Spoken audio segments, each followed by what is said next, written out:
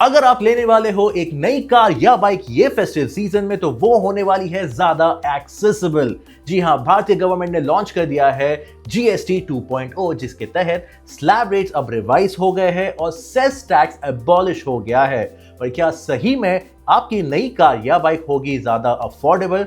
चलिए देखते हैं इस वीडियो में। आप देख रहे हैं कार एंड बाइक, मैं हूं बिलाल। बट आगे बढ़ने से पहले car and bike Hindi YouTube channel को सब्सक्राइब करना ना भूलिए अगर आपने अब तक नहीं किया है। उस बेल आइकन को भी दबाइए ताकि आपकी और हमारी मुलाकात हो सके काफी फ्रीक्वेंटली।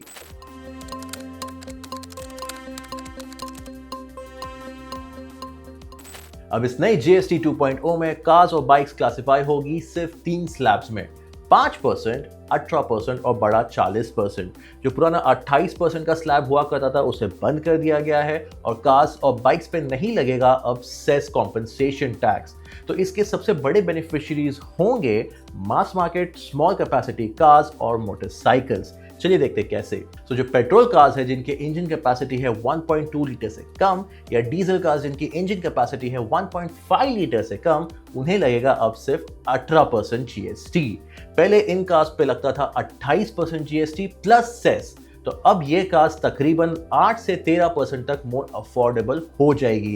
अगर इसे ट्रांसलेट करें तो तकरीबन 50,000 से लेके 3 लाख तक का सेविंग एक कार बायर कर सकता है, depending on the make and model. So mass market cars जैसे कि मारुति की wagon R, Baleno, Swift, Dzire या हिंडई की वेन्यू, एक्स्टर, महिंद्रा की 3XO, Tata Punch, Altroz, Nexon या रेनो काइगर और होंडा अमेज जैसी गाड़ियां अब काफी अफोर्डेबल होने वाली है। इसके अलावा डीजल कार्स जिसमें लगा है 1.5 लीटर का इंजन जैसे कि किया सोनेट या टाटा नेक्सॉन, ये भी होगी काफी अफोर्डेबल। अब आते हैं टू व्हीलर्स पर, और वो मोटरसाइकिल्स या स्कूटर्स जिनकी इंजन कैपेसिटी है 350 सीसी से कम, वो भी कैटेगराइज की जाएगी इस 18% स्लैब में। So small capacity, high volume, mass market bikes जैसे कि hero Splendor, Honda shine, Apache, Pulsar lineup और इवन जो 350 सीसी लाइनअप है रॉयल एनफील्ड का जैसे कि हंटर, क्लासिक, स्टैंडर्ड, ये भी अब इस 18% स्लैब के तहत काफी अफोर्डेबल होने वाली है।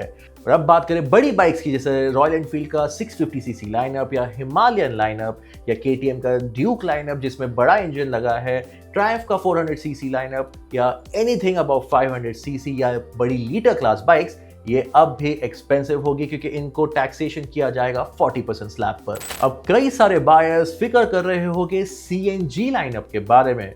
वेल, सीएनजी कार्स मोस्टली जो इंडिया में सेल पर है वो उनमें लगा है 1.2 लीटर का इंजन जो इस 18% स्लैब को ही अट्रैक्ट करता है। और मैंने कहा मोस्ट ऑफ द कार्स क्योंकि सारी कार्स नहीं, जैसे कि ब्रेजा जिसमें लगा है 1.5 लीटर का इंजन, इवन ग्रैंड विटारा और अर्टिगा ये भी बड़े इंजन के साथ आते हैं, तो वो हाईएस्ट स्लैब्स में आएंगे। बट अदरवाइज जितनी भी affordable mass market CNG cars है उन्हें लगेगा 18% ही जीएसटी, जिससे उनका प्राइस कम होगा। तो अगर आप लेने वाले हो आपकी पहली कार जो है मास मार्केट अफोर्डेबल, या आप लेने वाले हो आपकी पहली बाइक, तो आपके लिए ये जीएसटी 2.0 ले आया है एक नई खबर, क्योंकि आपकी कार होने वाली है ज्यादा अफोर्डेबल। बट अगर आप देख रहे हो आपके लिए कोई बड़ी लग्जरी एक्सपेंसिव कार या बाइक बड़ी कैपेसिटी के साथ, तो आपके लिए क्या है इस नेक्स्ट स्लैब में, क्योंकि एनीथिंग 1.2 लीटर पेट्रोल इंजन से बड़ा या 1.5 लीटर डीजल से बड़ा इंजन आप ले रहे हो, या मोटरसाइकिल जिसकी कैपेसिटी 350 सीसी से ज़्यादा है, तो यहाँ पे आपको लगेगा 40% जीएसटी। तो यहाँ पे आपकी गाड़ी महंगी होगी, सेम रहेगी, या यहाँ पे क्या कैच है? चलिए मैं आपको डिटेल में बताता हूँ। पहले यहाँ पे हुआ करता था इस हाई एंड लग्जरी कार्स या बाइक्स के लिए 28% का स्लैब, वो अब निकाल दिया गया है। बट 28% स्लैब के अलावा बायर्स को पे करना होता था 17 से 22% का सेस टैक्स। सो ये कंबाइन करके ओवरऑल टैक्सेशन बढ़कर हो जाता था एनीथिंग बिटवीन 45% टू 50%। अब ये नई जीएसटी 2.0 में फ्लैट 40% का स्लैब आकर शायद कार ज़्यादा एक्सपेंसिव ना होकर थोड़ी शायद अफोर्डेबल हो सकती है, और इसका बेनिफिट आपको यानी कि बायर्स को डेफिनेटली पहुंचेगा। अब आते हैं नेक्स्ट सबसे इंटरेस्टिंग सेगमेंट में, वो है electric two wheelers and four wheelers. और पहले की ही तरह इस जीएसटी 2.0 में वो अब भी अट्रैक्ट करेंगे सबसे लोएस्ट 5% जीएसटी स्लैब बिना कोई इंक्रीज के। हालांकि सबसे इंटरेस्टिंग एलिमेंट है हाइब्रिड्स के लिए, क्योंकि हाइब्रिड्स के अनाउंसमेंट में जो 1.2 लीटर कैपेसिटी का पेट्रोल या 1.5 लीटर डीजल कैपेसिटी का हाइब्रिड 4 व्हीलर है उन्हें लगेगा 18%। पर देखा जाए तो ऐसा कोई हाइब्रिड कार इंडिया में ऑन सेल नहीं है जो ये कैटेगरी में बैठता है। जितनी भी हाइब्रिड कार्स इंडिया में है वो 40% टैक्स अब भी अट्रैक्ट करेगी। और इम्पॉर्टेंटली गवर्नमेंट ने अब जो फ्यूल सेल और हाइड्रोजन सेल कार्स है जो अब तक इंडिया में लॉन्च भी नहीं हुई है उन्हें ऑलरेडी 5% का स्लैब डेडिकेट कर दिया है, सो वो फ्यूचर रेडी भी रहे।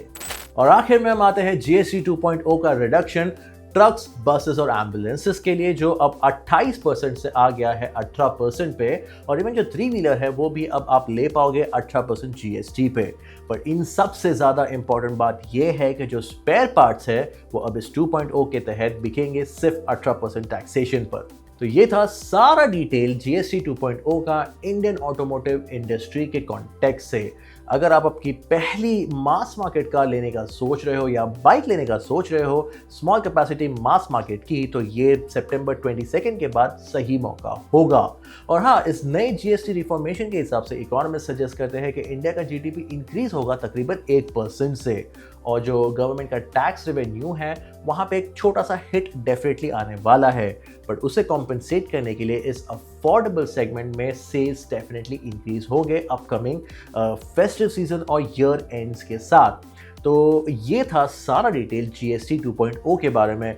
मैं उम्मीद करता हूँ ये वीडियो आपको पसंद आया। अगर आपको पसंद आया तो इसे लाइक ज़रूर कीजिए और इसे उनके साथ शेयर कीजिए जिन्हें आपको बताना है इस जीएसटी 2.0 के सारी इंफॉर्मेशन इस ऑटोमोटिव इंडस्ट्री के इम्पैक्ट के बारे में।